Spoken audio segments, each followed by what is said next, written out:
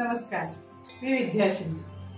गुढीपाडव्याच्या निमित्ताने आज आपण केशरयुक्त असं श्रीखंड बनवणार आहोत। चला तर नववर्षाची सुरुवात गोडाने करूया। 500 ग्रॅम दही घेतले, ते पहिलं फेटून घ्यायचं, कारण त्याचा गुठळा राहत नाही, त्याच्यामुळे चक्का एक सलग बनतो। हे झालं की दुसरं एक पातेलं घ्यायचं, एक स्वच्छ असं फडकं घालायचं पातेल्यावर आणि त्यामध्ये हे दही ओतायचं। इकडच्या 2 बाजू घ्यायच्या, तिकडच्या 2 बाजू घ्यायच्या आणि याची अशी पोटडी बांधून घ्यायची। हे पाणी असं निथळून यायला पाहिजे। अगोदरच जर थोडं काढलं तर नंतर बरं पडतं। पोटडी 4-5 तास तरी बांधून राहिली पाहिजे, म्हणजे त्याच्यातलं सगळं पाणी निथळून जाईल। आता मी ही टांगून ठेवणार आहे।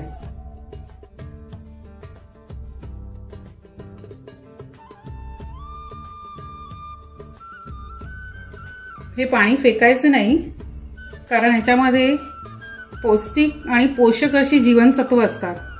त्यामुळे हे पाणी कणिक मळण्यासाठी घ्यायचं किंवा ह्याच्यामध्ये जिरेपूड, मिरपूड असं टाकून हे पिता येतं। असं हे पाणी पौष्टिक असतं। हे बघा, ही कोठडी दह्याची चक्का होण्यासाठी 7-8 तास बांधून ठेवलेली आहे। आता उघडूया आपण। बघा कसा दह्याचा चक्का आलाय, फडक्यापासून वेगळा झालाय, असं गोळा होतोय, म्हणजे व्यवस्थित झालाय। आता हा चाळणीमध्ये काढून घेऊया आणि हे फडक्याचं पण काढून घेऊया। हे दूध आहे, थोडं गरम करून घेतलंय, त्याच्यामध्ये या 8 केशरच्या कांड्या आहेत त्या टाकायच्या, ढवळून घ्यायचं। हे मिश्रण आता 1 तास तरी भिजत ठेवायचं, म्हणजे केशरचा रंग ह्याच्यामध्ये उतरेल।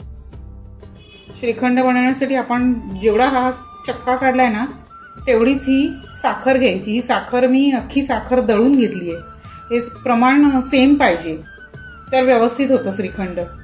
चला, आणि गार्निश करण्यासाठी आता थोडी चारोळी घेतली आहे, थोडी काजूचे तुकडे केलेत, तसेच बदामाचे काप केलेत आणि पिस्ता त्याचेही काप करून घेतलेत आणि हे जायफळ वरून किसायचं आहे म्हणून ठेवले आणि 4 वेलच्या घेतल्यात आणि त्या साखरेमध्ये खलबत्त्यामध्ये कुटले आहेत, त्याची बारीक पूड करून घेतली आहे। चला तर आता आपण श्रीखंड करायला घेऊया। आता हा चक्का आणि पिठी साखर ही आता गाळून घ्यायची, त्यासाठी ही माझ्याकडे गाळणी आहे, ती घेतली आहे। तुमच्याकडे पुरणाची जर चाळण असेल तर ती घेतली तरी चालेल। मी गाळणी घेते, ह्या बाउलवर अशी ठेवायची आणि हा जो चक्का आहे तो त्याच्यामध्ये टाकायचा, थोडं थोडं करून घ्यायचं। त्याच्यामध्ये ही साखरही टाकायची। आता एक चमच्याने हे असं गाळून घ्यायचं, त्याच्यामुळे हे मिश्रण हलकं होऊन गाळून निघतं आणि ही प्रोसेस फार महत्त्वाची आहे की रवाळ श्रीखंड होतं। हे बघा कसं पूर्ण गाळलं गेलं, इतका छान आपला चक्का झालाय।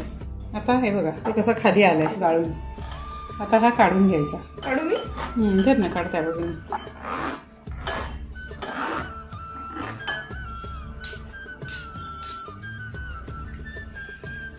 आता ह्या मिश्रणामध्ये एक केशर जे दुधामध्ये भिजत घातलं होतं ते टाकूया।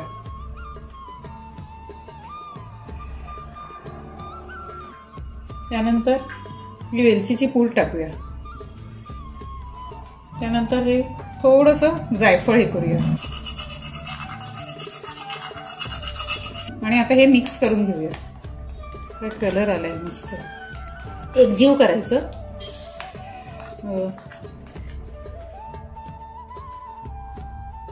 सुंदर कलर आलाय, छान। कोणताही कलर वापरला नाहीये, केशरमुळे छान कलर येतो। गरम दुधामध्ये 1 तास उमळत ठेवलं होतं ना। यात आता सगळे ड्रायफ्रुट्स टाकूया। थोडी आता चारोळी टाकूया, काजूचे काप टाकूया, त्यानंतर बदामाचे काप टाकूया आणि शेवटी पिस्ताचे काप टाकूया।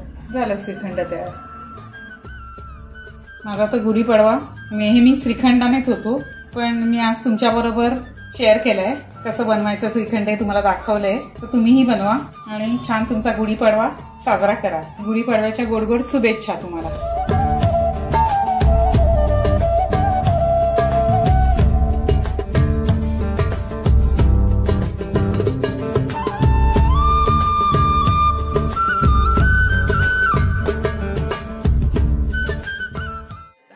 केशरयुक्त श्रीखंड तयार झालंय. नैसर्गिक असा केसरी कलर आलाय. तुम्हीही या गुढीपाडव्याच्या निमित्ताने बनवा. माझा तर बेत ठरलाच आहे की श्रीखंड आणि टम्म फुगलेली अशी पुरी. तर तुम्हाला या नववर्षाच्या हार्दिक शुभेच्छा. तुम्हाला ही रेसिपी आवडली असेल तर लाईक, शेअर आणि सबस्क्राईब करा आणि आपण भेटूया पुढच्या रेसिपी सोबत. तोपर्यंत धन्यवाद.